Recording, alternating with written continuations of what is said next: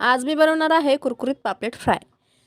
तर त्यासाठी सर्वात आधी मी इथे 4 पापलेट घेतलेत, स्वच्छ 3-4 पाण्याने धुवून घेतलेत, मधून कट करून घेतलेत। एक लिंबू पिळायचे, लिंबाच्या रसामध्ये याला मिक्स करायचं आणि त्यानंतर इथे 1 चम्मच मिरची पावडर, अर्धा चम्मच गरम मसाला, थोडीशी हळद आणि मीठ घेऊन याला मॅरिनेशन लावायचं आहे हे सर्व।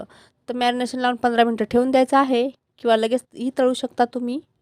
ती फुल रेसिपी जर पाहायची असेल तर खाली दिलेल्या त्रिकोणाच्या आयकॉनवर प्रेस करा, माझ्या यूट्यूब चॅनलमध्ये जाऊन बघा आणि आवडले असल्यास एक सबस्क्राईब करायला विसरू नका।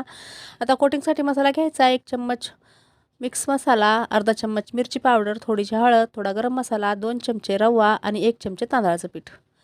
आता हे सर्व छान या पापलेटला कोटिंग करून घ्यायचा हा मसाला आणि पॅनमध्ये तेल टाकायचं आहे थोडंसं आणि त्यामध्ये छान अलटीपलटी करून खरपूस भाजून घ्यायचे। तुम्ही जास्त तेलातही तळू शकता किंवा अशा प्रकारे कमी तेलातही तळू शकता। तर ही पापलेट फ्राय रेडी आहे। आवडली असल्यास सबस्क्राईब करायला विसरू नका।